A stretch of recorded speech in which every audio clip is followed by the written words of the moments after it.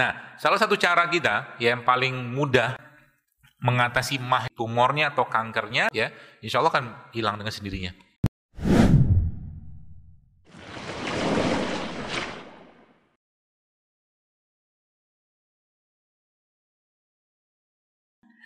Mengapa ya saya jika mendengar berita atau ada masalah sedikit saja, langsung otomatis mah saya mendenyut dan badan gemetar? Gimana solusinya Ustadz? Tafadhol. Solusinya jangan dengar. Iya, kok saya bilangin tadi. Saya itu tipe orang yang harus nyaman, saya pribadi ya, harus nyaman dalam kondisi apapun untuk mengerjakan sesuatu. Makanya saya menutup banget pintu-pintu itu. Kenapa? Saya ngerti banget diri saya. Kalau sudah nggak nyaman, hati nggak nyaman, saya nggak bisa ngapa-ngapain. Bahkan ya maksudnya hal-hal yang harusnya saya kerjakan bisa jadi saya tidak kerjakan. Itu saya. Ya, makanya tadi kalau Anda sudah tahu karakter Anda kayak begitu, kan sudah ada kalimat itu. Man arafa nafsahu faqad arafa rabbahu. Barang siapa yang mengenal siapa dirinya, dia akan kenal siapa Tuhannya. Ya. Makanya kalau udah kayak begini, ya, Anda harus batasin supaya tidak mendengar. Kalau sudah terlanjur gimana? Ya, pertama jelas tutup pintu-pintu itu, ya. Misalkan TV misalkan atau handphone yang ada saluran berita segala macam jangan ditonton. Atau bertemu dengan teman yang memang sukanya ngomongin kayak begituan. Ya jangan ngobrol sama dia, jangan deket-deket, bahkan jangan temenin, ya. Terus kalau sudah terjadi gimana? Ya dibenerin lah mahnya. Ya kalau mah saya kira mungkin sudah banyak sekali saya jelaskan mengatasi mah itu, ya. Contohnya apa? Misalkan ya tempe ini sebenarnya bisa jadi makanan untuk seorang sakit mah, tempe. Ya, tapi jangan digoreng. Ya, mungkin sudah sering dengar lah ya. Anda makan tempe, ya, tambahin kurma atau tambahin madu itu bagus ya buat lambung Anda. Ya, tempe ini, ya. Atau apalagi misalkan yang sering juga saya sampaikan itu ya air tajin ya. Air tajin itu juga bisa, ya. Atau Anda ngemut garam. Ya. Ngemut garam itu juga sedikit banyak akan mengurangi masalah di lambung Anda, ya. Atau mungkin minum probiotik itu juga membantu. Ya, seperti itu. Assalamualaikum warahmatullahi wabarakatuh Ustadz. Ustadz mau tanya, kalau minum air saffron satu hari berapa kali? Adakah efek samping minum air saffron? Tafadhol Ustadz. Saffron. Saffron ya. Iya, saffron ini sebenarnya bukan herbal asli Indonesia sih ya. Cuman kalau kita baca ya, saya juga memang jarang minum ini. Karena memang pertama dari sisi harga, ya, tapi secara manfaat memang banyak sekali manfaatnya, ya. Saya ngomong gini nih nanti banyak yang potong, dipotong jadikan iklan buat jualan saffronnya, biasanya begitu. Tapi saffron itu bagus ya. Salah satu fungsinya memang dia punya dalam beberapa yang saya baca itu dia bermanfaat untuk meningkatkan fungsi kognitif, jadi mencegah demensia, Parkinson gitu loh. Ya, karena memang tingginya antioksidan. Saya lupa bahan-bahan aktif yang lain daripada saffron itu. Cuma itu salah satu herbal terbaik memang, meskipun harganya tidak murah. Ya, jadi berapa kali kita minumnya? Nah, efek saffron ini, ya mungkin ibu sekalian perlu juga ketahuin, karena dia juga bisa menyebabkan penurunan tekanan darah. Ya, jadi jangan terlalu sering juga. Ya, nanti biasanya efeknya apa? Habis minum keliengan misalkan. Ya.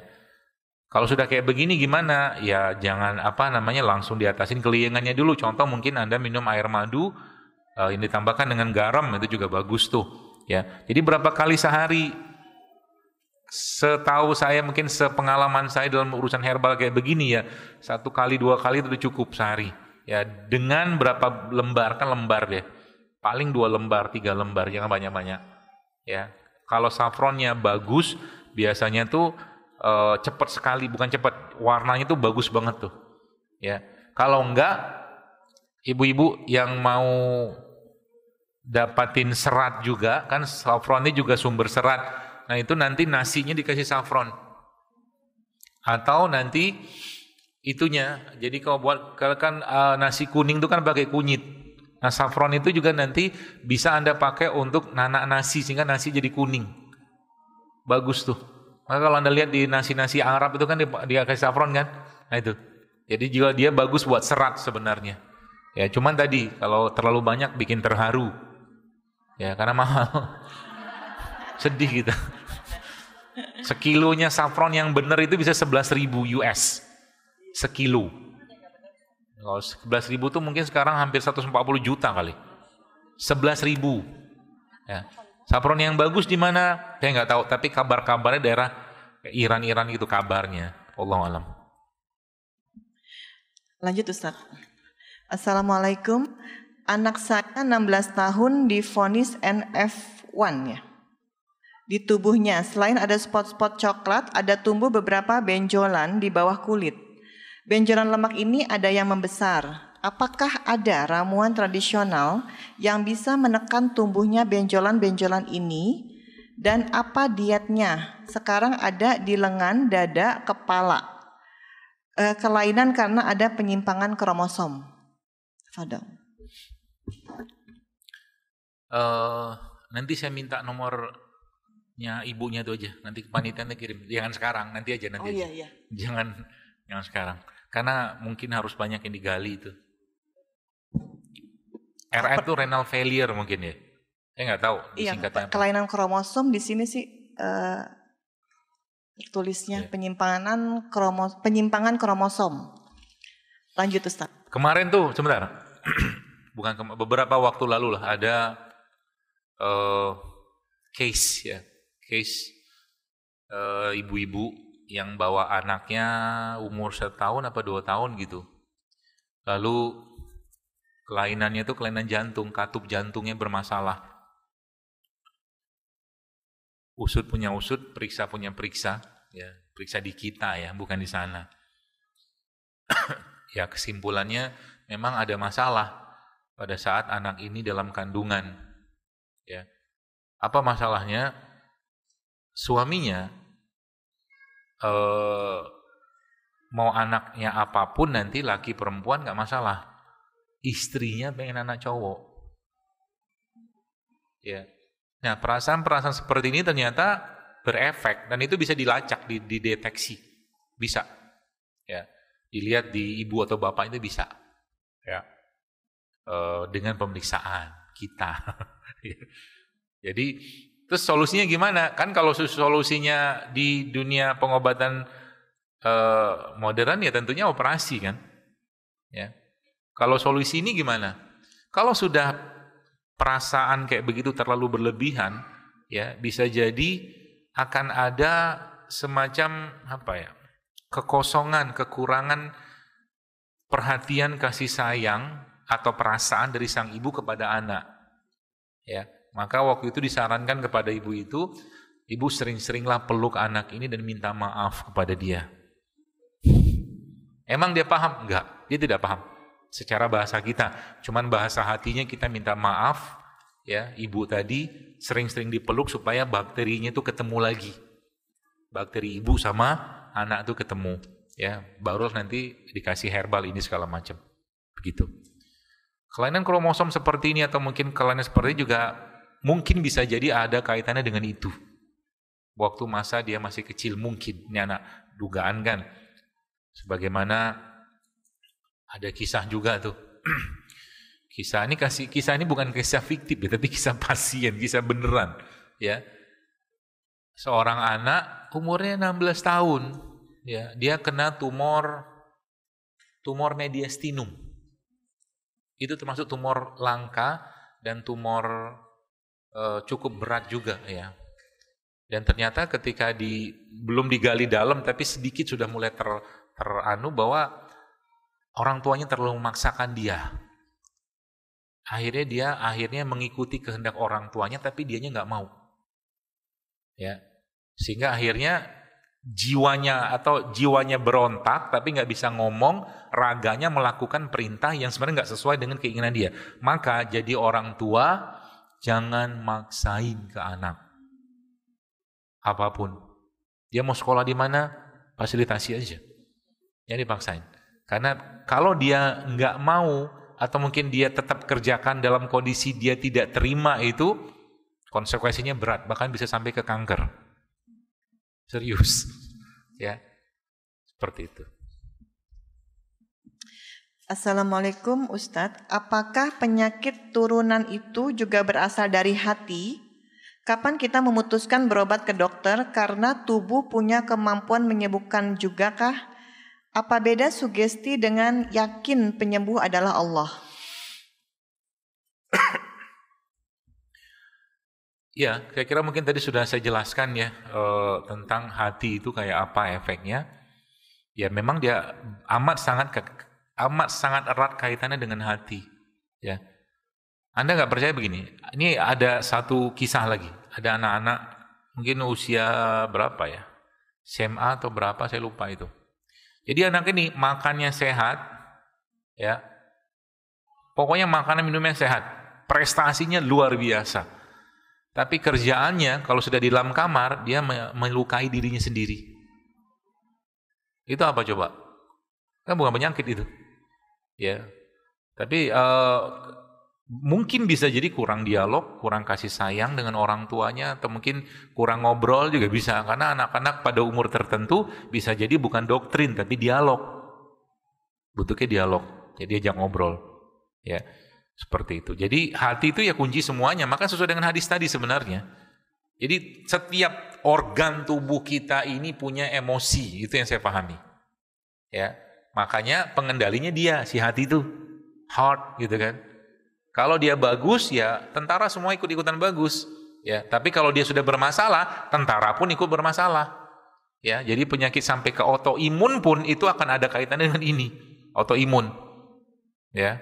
Contohnya kayak rheumatoid arthritis itu ada kaitan yang saya pelajarin ya. Ternyata ada kaitan dengan ini. Jadi hati-hati dengan hati. Ya. Nah, pertanyaannya kapan kita berobat? Urusan berobat itu sebenarnya kan berobat kemana aja lah ya. Jadi misalkan gini, ada orang tanya sama saya gini, dok saya punya lipom itu tumor lemak. Saran saya ke mereka apa? Ya udah bawa ke dokter bedah, dioperasi sebentar selesai. Cuma pertanyaannya kenapa muncul lipom? Itu. Apakah ada kaitan? Mungkin kalau di runut-runut emosi sih ada, cuman itu jauh lah. Cuman kalau saya lebih suka lipom atau tumor lemak itu kan pasti ada masalah dengan ibarat kata metabolisme lemak dalam tubuh dia atau metabolisme secara umum. Nah, itu dibenerin tuh habis itu. Tapi untuk solusinya apa? Ya udah dibuang aja dulu, operasi gitu loh. Kan operasi kecil misalkan lipom ya, tumor lemak itu. Jadi kapan kita memerlukan atau mungkin kita berobat? Ya pertama kalau ada emergensi, ada sesuatu yang darurat, ya berobat. Contoh mungkin tumornya atau kankernya menyebabkan perdarahan, ya datanglah ke rumah sakit. Ya, harus datang ke rumah sakit. Ya. Diapain? Ditransfusi kayak diperbaiki kondisinya misalkan gitu. Atau mungkin lagi ada masalah, mungkin terlepas di penyakit hatinya apapun ya. Misalkan kejang-kejang, bawa ke rumah sakit lah. Ya. Biar kejangnya atau emergensinya di stop dulu. Ya, jadi jangan kita lagi misalkan ya bolehkah kita mengobati orang kejang-kejang dengan Al-Qur'an? Ya boleh aja. Ya, cuman tadi seberapa yakin kita dengan Al-Qur'an untuk menghentikan kejang tadi kan gitu. Ya, tapi kalau ada emergensi, Islam memberikan celah ya atau mungkin pedoman yang sangat jelas tentang bagaimana kita berobat. Jadi nggak masalah. Misalkan misalkan ada seorang kena tumor, terus dia mau berobat dioperasi, silakan saja, nggak masalah. Cuman dia sudah harus mikir ini tumornya itu muncul karena apa gitu loh. Karena dunia barat yang selama ini ada itu kan cenderung tidak ngoprek-ngoprek di sana. Ya. Dan tidak perlu salahkan juga di sana, tapi maksud saya itu kita sudah harus mulai muhasabah diri. Itu kenapa muncul penyakit ini. Sebab apa? Nih sebabnya. Para ulama itu Bapak Ibu sekalian kalau ada tikus masuk dalam rumahnya, mereka beristighfar dan mereka mohon ampun pada Allah karena ada dosa yang mereka kerjakan sehingga makhluk itu masuk rumahnya. Tikus loh, apalagi penyakit, gitu maksudnya. Jadi saya tuh kadang-kadang ya kita mulai ya kalau tikus lewat tiap hari gimana? Ya mungkin lingkungannya kurang bersih, mungkin dari sini enggak lah ya. Tapi ada kan orang kan, ya tikus. Karena tikus itu termasuk hewan yang disunahkan untuk dibunuh selain cicak. Cicak kan dapat pahala 100. Ya, makanya kalau bisa bunuh cicak, tuh cicak dibunuh, ya, pahala tuh. Ya, tikus juga termasuk yang diperintahkan Nabi untuk dibunuh, atau tidak sebutkan secara spesifik tikus, tapi hewan yang berpotensi memberikan bahaya ke rumah. Misalkan ya, kita zaman dulu kan rumah-rumahnya kan pakai lampu api gitu loh, lilin atau apalah gitu kan. Nah itu kalau hewan itu lewat, jatuh, kebakar. Nah itu makanya disunahkan itu untuk dibunuh. Ya, jadi penyakit juga sama. Ya tadi mungkin urusan misalkan kita mau berobat, ya ambil saya yang kita paling yakin mau berobat kemana. Tapi catatannya apa? Catatannya jangan sampai yang melanggar syariat. Ya, gitu. Assalamualaikum Ustadz. Maaf saya mau bertanya. Usia sudah 4 tahun angkat rahim, tapi indung telur saya masih ada. Gimana cara untuk mencegah agar tidak terjadi menopause dini? Dan gimana caranya untuk menyembuhkan fatty liver? Terima kasih Ustaz. Fatty liver. Iya, fatty liver tulisannya. Apa yang diangkat tadi? Rahim. Angkat rahim tapi indung telur saya masih ada. Oh. Supaya tidak menopause. Menopause dini. Ini saya kurang tahu nih, karena agak-agak sedikit kekandungan, karena bukan bidang saya. Mungkin bisa dikonsulkan ke dokter kandungannya ya, mungkin ya. Tapi prinsipnya kalau saya pribadi kan sebenarnya hormon kita itu ada bahan bakarnya. Ya, maka bahan bakarnya itu kita bisa dapatkan dari mana? Ya asam amino, protein, misalkan kayak minyak-minyakan, ya zaitun, alpukat, ya kacang-kacangan, ya itu kurma, madu, seperti itu juga bahan bakunya. Maka itu mungkin bisa jadi solusi untuk mencegah jangan sampai menopause dini. Tapi mungkin saran saya, coba tanyakan ke dokternya saja yang operasi, ya. Siapa tahu mereka bisa menyampaikan kira-kira nutrisi apa, karena balik-baliknya ke nutrisi biasanya. Jadi selain nutrisi mungkin juga tadi emosi. Ya, karena ini ada kasus juga sih ya. Jadi ternyata urusan menzolimi anak yatim itu bisa sampai urusannya ke kanker juga. Itu yang saya temuin ya. Menzolimi anak yatim sampai ke kanker. Kankernya apa? Ingat saya waktu itu serviks. Ya, makanya dalam Islam kan ya tadi dilarang hal-hal seperti itu. Ya. Terus fatty liver gimana? Ya fatty liver pelemakan. Ya banyakin puasa sunnah gitu kan. Olahraga dikencengin, makan makanan berserat ya yang memang punya efek untuk membersihkan, seperti dark leafy green kayak brokoli, asparagus, itu punya efek yang sangat kuat ya. Kemudian serat-serat seperti sayuran, buah-buahan ya. Ya. Jadi lemaknya di stop. Jadi pintu lemaknya di stop, itu diasup ya. Insya Allah kan hilang dengan sendirinya.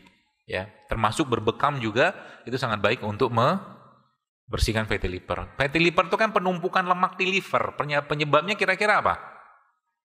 Ya gini tiap hari. Gorengan. Iya kan? Tiap hari loh. Kalau sekali-sekali boleh dok, bolehlah. Ya, tapi kalau saya saran kalau Anda makan gorengan, bagusnya banyakin cabenya. Karena cabai itu sumber seratnya. Jadi kalau supaya lebih banyak serat yang masuk gimana? Banyakin aja cabenya, gorengannya nggak usah, kan gitu. Oh sama satu saya mau ingat ibu-ibu sekalian. Perempuan itu kan secara usia tulangnya dia, jantungnya dia kan di cover sama estrogen, hormon perempuan. Semakin meningkat usianya atau semakin boros emosi. Boros emosi tahu ya? Baperan, mood swing itu boros emosi itu. Yang nggak perlu dikomentari. Nah, akhirnya tulang dan jantungnya lemah karena estrogennya turun. Nah, salah satu cara kita yang paling mudah yang bisa Anda kerjakan dan nggak ada penyakitnya pun nggak apa-apa Anda minum itu bone broth, kaldu tulang. Tahu ya kaldu tulang ya? Kalau tulang-tulang sapi itu ya, itu Anda godok gitu kan, kasih bumbu, nanti kuahnya itu atau airnya itu Anda simpan nanti, masuk kulkas juga boleh. Itu bagus banget buat tulang. Ya, selain buat tulang dia buat jantung juga oke. Ya, jadi yang mungkin ada suaminya atau siapa yang sakit tuh bone broth tuh bagus banget sebagai salah satu sumber nutrisi untuk tulang, ya, dan jantung. Dan satu lagi tuh mungkin mumpung ingat, ada sumber, kan sekarang banyak tuh sumber-sumber kolagen, ya, yang sintetik lah segala macam alami. Jadi sebenarnya salah satu sumber kolagen yang bagus itu ada pada sisik ikan. Sisik ikan, ceker ayam, ya, bagus tuh. Nah, fungsi kolagennya apa? Nanti coba di browsing. Fungsi kolagen itu apa? Ya, itu banyak sekali manfaatnya. Regenerasi sel, replikasi sel, ya, antioksidan juga, macam-macam masih nggak saya. Termasuk salah satunya lagi adalah kepala ikan. Itu sumber kolagennya bagus tuh. Termasuk matanya ikan. Bukan penyakit, tapi matanya ikan beneran. Matanya penyakit. Lama nyambungnya ya. Mata ikan beneran tuh dimakan. Lama. Ya, jadi nanti kalau makan ikan, carilah ikan-ikan yang kepalanya masih ada, Anda makan tuh.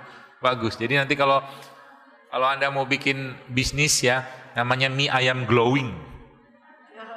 Mie ayam glowing. Kenapa glowing? Karena kuahnya dibuat dari ceker ayam.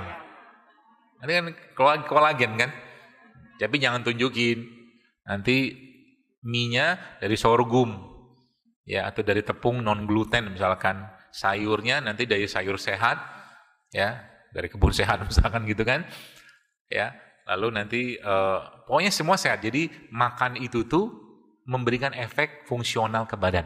Nah, masa depan kesehatan nanti ke sana. Apa itu? Functional food atau pangan fungsional. Jadi yang kita makan itu bukan cuma sekedar dapat rasa, kalau rasa mutlak harus enak. Jadi kalau ada bisnis makanan nggak enak, nggak usah bisnis. Ya. Tapi sekarang kan kita masih pada level enak doang, tapi belum masuk ke level berikutnya. Dia punya fungsi atau manfaat ke tubuh kita. Ya.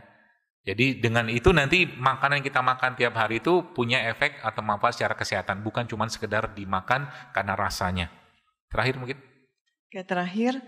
Assalamualaikum Ustadz, sekarang saya diuji sakit hernia, hiatan dan kanker esofagus grade 2B. Jus yang saya konsumsi sering saya bekukan untuk memudahkan dan kolbu, apa yang salah dengan penyakit saya yang perlu diperbaiki? Syukran Ustadz. Hernia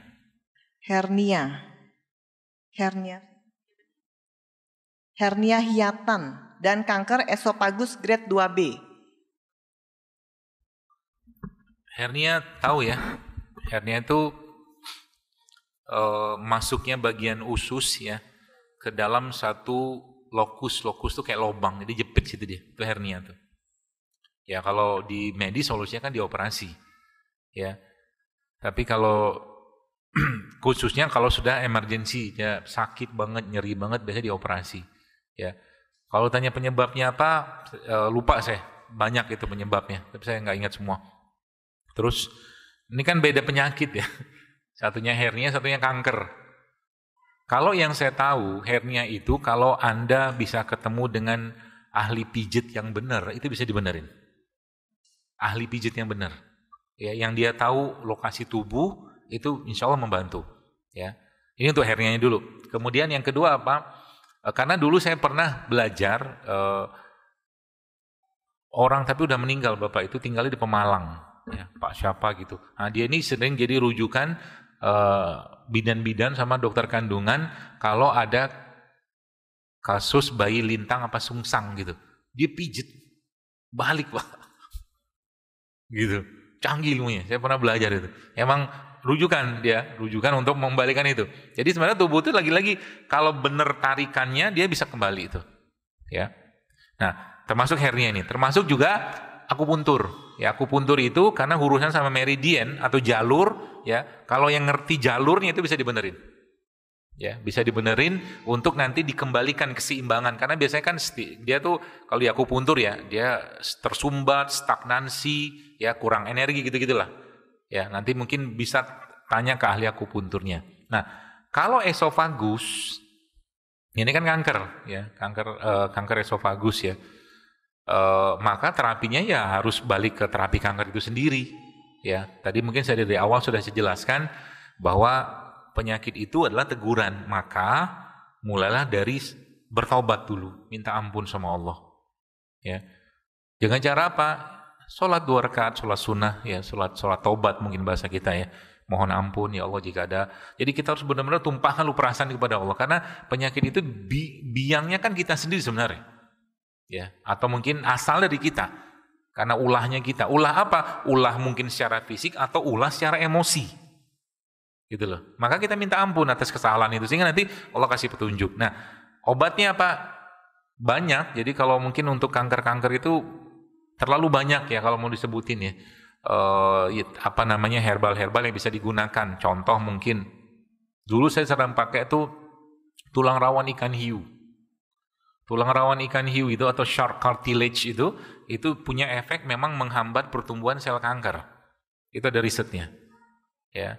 Tapi lagi-lagi tadi saya katakan, sepanjang hatinya belum benar nggak bisa. Ikhlas banget, ikhlaskan, sabar segala macam, baik sangka sama Allah, baru dia bisa bekerja dengan baik.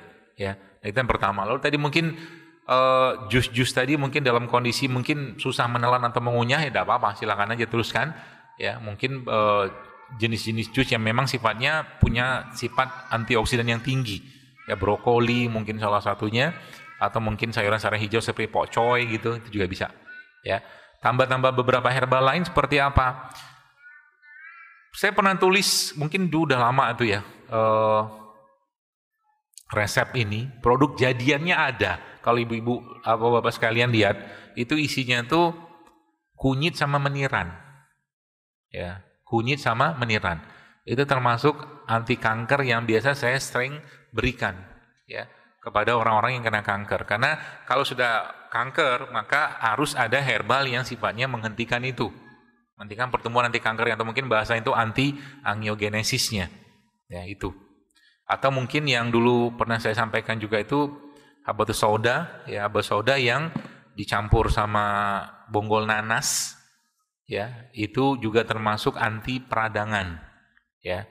Tapi secara umum semua rimpang-rimpang itu, ya, rimpang itu jahe, kencur, temulawak, itu punya efek anti kanker, ya. Minum aja itu dan minta sama Allah, nanti tidak tahu kapan Allah sembuhkan tentunya ya. Kalau dengan kita baik sangka segala macam, pasti akan cepat, pasti akan ada waktu. Kalau memang sudah waktunya sembuh, Allah pasti akan sembuhkan. Itu. Jadi itu keyakinan itu yang mungkin harus ada di luar tadi yang saya katakan. Kalau ada masalah dalam hati, segera selesaikan dengan orang lain. Demikian.